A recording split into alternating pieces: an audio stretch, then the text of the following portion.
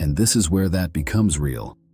Before deciding anything, it's worth considering something quietly. Time. Do you have the time to architect this yourself? Supervision. Do you have the capacity to manage it properly? To monitor it, adjust it, keep it aligned as it evolves? Technical patience. Do you have the tolerance for misfires, for debugging, for iteration? Because this isn't just about setting something up, it's about sustaining it until it works consistently. And if the honest answer is, no, that isn't weakness, that's clarity about where your focus actually belongs. Because installation isn't about intelligence, it's about focus allocation, what you choose to own and what you choose not to. And when that becomes clear, the decision tends to follow. At this point, a simple question becomes useful. You want predictable patient flow, consistent bookings, patients returning, referrals happening naturally, reviews growing steadily. That's the outcome. But the work required to build that system is complex. Mapping workflows, calibrating timing, managing automation, supervising it long term. And when those two are placed next to each other, a question tends to form. Quietly. Do you want to build that system or have it installed correctly? And the answer doesn't need to be explained, just answered honestly. Not based on what sounds right, but on what would actually get done. Because once that's clear, the next step tends to become clear as well. This is where class enters, not as marketing, but as lifecycle infrastructure. The client lifecycle architecture system is designed to stabilize patient flow by organizing how demand moves through the practice. And it does that across 5 core pillars: capture, referral, nurture, reactivate, reputation. Not as separate tools, but as one integrated system. Because when these operate independently, gaps form between them. But when they're aligned, the system becomes continuous. Now this only works if it's done properly, not partially installed, not loosely configured, installed correctly, calibrated to your practice, built as one connected structure. Because the outcome isn't determined by having the system, it's determined by how well it's installed. And that's the difference between a concept and infrastructure that actually changes behavior. So, what does installation actually include? First, full life cycle architecture. Every patient touchpoint mapped, from first interaction to long-term retention. Second, implementation and calibration. The system isn't just set up, it's tuned, timing adjusted, logic aligned, triggers refined based on how your practice actually operates. Third, staff workflow alignment. Not added complexity simplification, fewer manual steps, clearer responsibilities, less day-to-day friction. Fourth, ongoing support, because systems require maintenance, and you shouldn't be troubleshooting alone. And finally, iterative optimization. The system improves over time based on real-world performance. Across the same life cycle we've mapped throughout the workshop. So this isn't software. It's not something you figure out. It's installed properly, because installation is what determines outcome. That's the difference between owning tools and having infrastructure. Tools don't create protection. Installation does. When we say installed correctly, this is what we mean. Capture logic calibrated to match your hours, your staff, your real availability. Reactivation sequences timed based on patient behavior, not guesswork. Referral triggers aligned to moments of certainty, when trust is highest. Review requests structured to build momentum without feeling forced. And staff workflows simplified, not expanded. Fewer clicks, less friction, more consistency. Because installation isn't about adding tools, it's about aligning logic, timing, and execution so the system runs smoothly. Not more noise, not more complexity, installed correctly. By now the pattern should feel familiar. It's not that practices don't care, it's that intention alone doesn't protect timing. Installed correctly, the system does. And once that happens, the practice begins to feel different. Not because the team changed, because the environment finally supports the behavior it was always trying to create. At this point, a practical question naturally comes up. Does installing this actually pay for itself? Or is this just another system to manage? Most practices assume the math is complicated, that it requires forecasting or optimistic assumptions. But in reality, the economics are usually much simpler than expected. Because we're not modeling best-case scenarios. We're looking at conservative outcomes based on what's already happening inside the practice. So before we go further, it's worth walking through the math clearly. The numbers we introduced on day one, this is where they begin to reverse. Not to convince you, but to make the decision rational. Because this is a rational question. And when economics are framed against leakage instead of vague growth, the evaluation becomes much easier. Not because it becomes emotional, but because it becomes concrete. Let's start with the structure. This is a full life cycle installation with ongoing support and calibration built in. Not separate pieces, not add-ons, one system. And the pricing reflects that simplicity. No onboarding fee, no separate build charge, no hidden implementation costs, just a clear monthly investment, or annual if preferred. Because complexity in pricing usually reflects complexity in delivery. And the goal here is the opposite.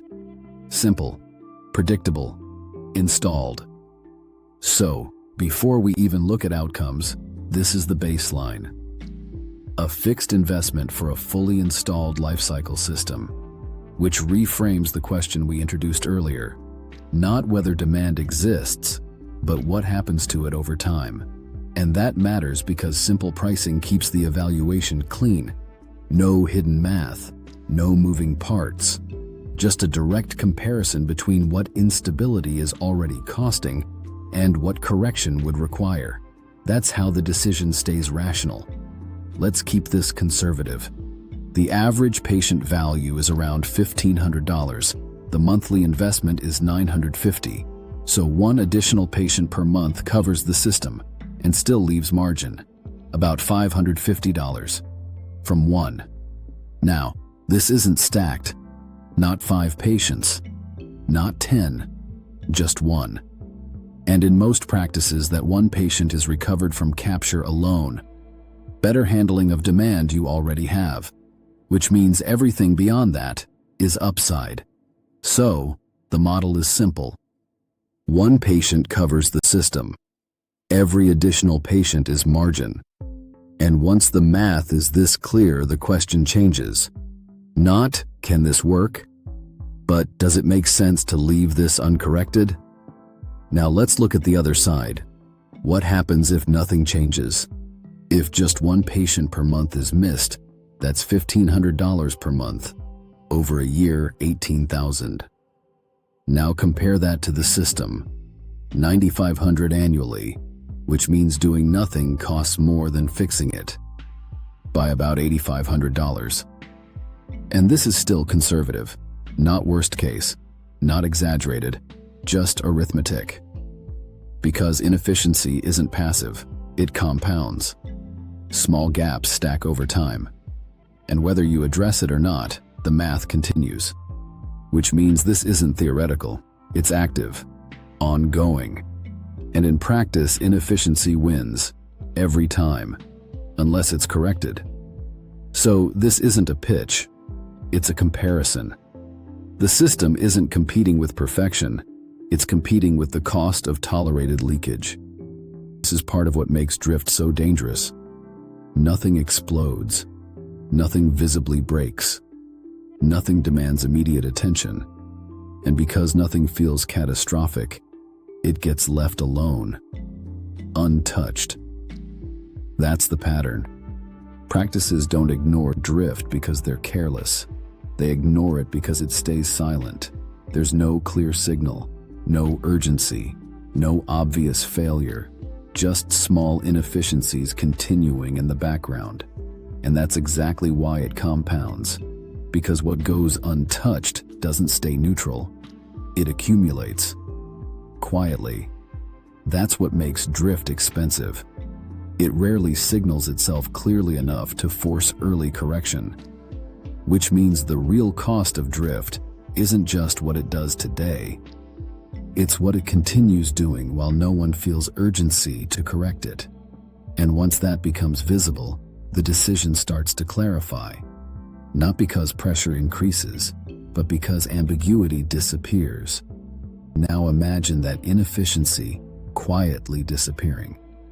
Missed patients captured, dormant patients returning, instability fading out of the system.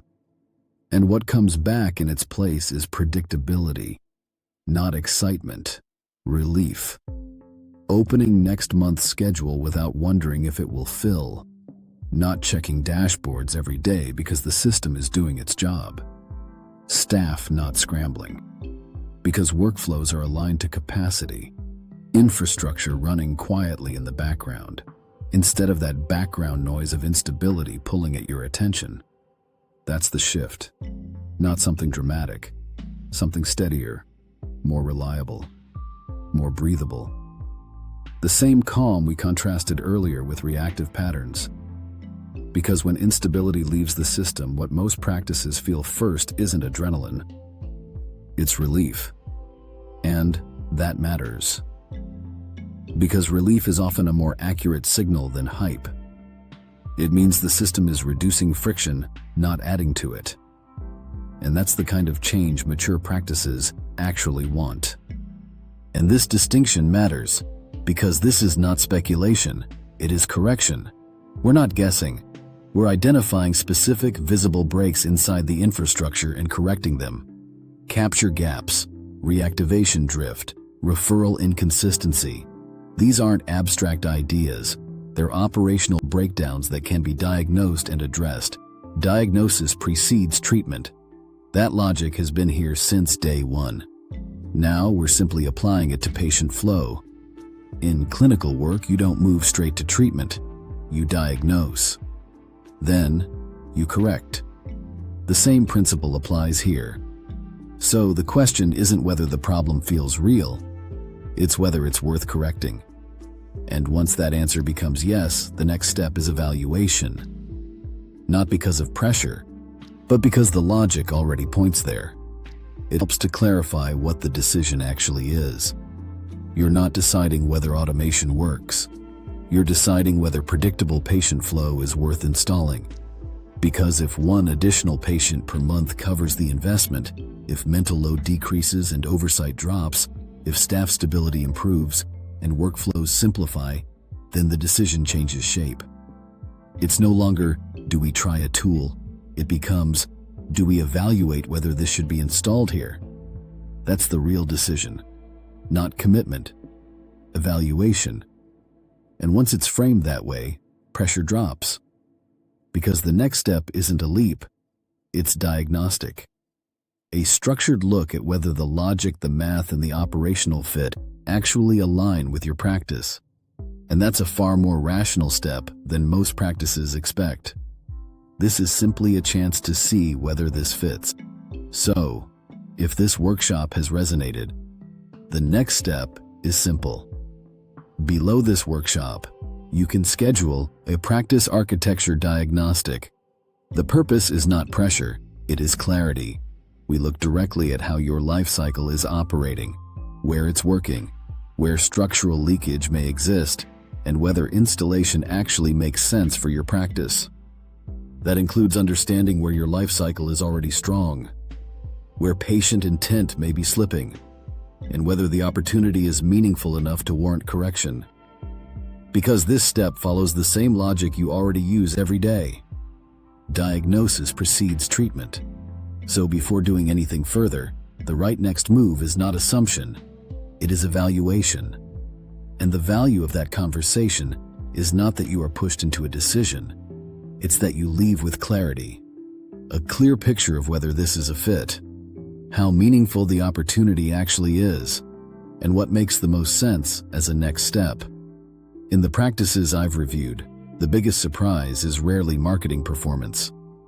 It is life cycle leakage, not lack of demand, loss of continuity, missed intent, leads that came in but never fully converted, dormant lists, hundreds, sometimes thousands of past patients sitting untouched, and referral timing left unstructured. So, the ask happens randomly instead of systematically. That is what shows up most often. Not breakdown. Leakage, not dramatic failure. Quiet loss that compounds. And when that leakage is corrected properly, the pattern shifts. Operational stability increases. Financial predictability increases. And cultural stress decreases. Not because something new was added, because something broken was finally aligned. That's the shift. Not flashy growth, not hype. A practice that becomes more stable, more predictable, and less strained because the leakage was finally corrected. And that is why this work matters. Because it changes not just the quantity of results, but the quality of the practice itself. At this point, the choice becomes visible. One option is to normalize variability, to accept seasonal dips, quiet drift, unpredictable patient flow as simply part of the business, something to manage, something to work around. That is one path. The other is correction. Installing stability through infrastructure, consistent capture, structured follow-up, predictable outcomes, not by working harder but by removing variability at the system level. Normalize drift or design stability. That is the real distinction. Some practices normalize the chaos. Others install the solution. And that is the choice. Not whether variability exists. It already does. The question is whether it will be accepted or corrected. Whether instability becomes something you live around or something you remove structurally. And once that becomes clear, the conversation simplifies. Not because anything is being pushed, because the trade-off is finally visible. Modern practices do three things differently. First, they diagnose. They do not guess based on feelings. They analyze what is actually happening. Second, they install infrastructure. Not ideas, not loose tools. Systems that run without constant manual intervention. And third, they protect stability. They remove variability, so outcomes become more predictable. That is the difference. Maturity. Because less mature operations guess, more mature ones install. Not because they love systems, because they understand that predictability is engineered. And once that becomes clear, the standard changes. You stop asking whether unpredictability is normal and start asking whether it should still be tolerated. That is one of the clearest mindset shifts in the entire workshop. Because the moment a practice stops normalizing instability, it begins moving toward structure. And that movement is usually the beginning of much better decisions. That leads to the conclusion. This is not about fear. It is about preference. If predictability matters to you, if reducing mental load matters to you, if stabilizing culture matters to you, then the logic becomes straightforward. You don't make this decision because you are pressured. You make it because the math, the structure, and the operational reality all point in the same direction. Evaluation. Not because it's urgent, because it's rational. And that matters because rational decisions tend to hold. They're easier to defend, easier to act on, and easier to align your team around. So the next step is not about forcing an answer. It's about giving yourself a clearer basis for making the right one. That's what this workshop was designed to create. Not urgency, clarity. And when clarity is present, the right next step tends to become obvious. At this point, most practices don't need more information. They need clarity on what's actually happening inside their system. And once that becomes clear, the question isn't whether this matters. It's how it should be approached. The next step isn't to build this, it's to evaluate it properly. To see what's already happening and where structure is missing.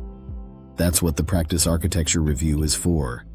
Predictable patient flow is not random. It is installed. And if stability matters to you, the next step is simply evaluation. Below, You can schedule a practice architecture diagnostic, a short, focused conversation to look directly at how your life cycle is currently operating, where leakage may exist, and whether installation actually makes sense here. Not because you have to, because it's rational. And once the problem becomes visible, the right response is not assumption, it's diagnosis. From there, you can decide what fit looks like.